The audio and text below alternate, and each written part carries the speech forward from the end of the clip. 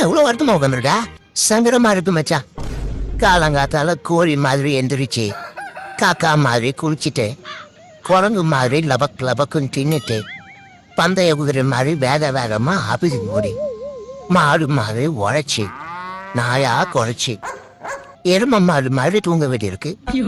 அப்புறம் ராத்திரி சாப்பாடை முதல்ல மாதிரி மூங்கிட்டு, பொண்டாட்டி எக்கு தப்பா ஏதாவது கேட்டா அந்த மாதிரி முடிச்சு, இதுக்கு பேசாம வண்டல் ஊருக்கே குடி போயிடலாம் போல.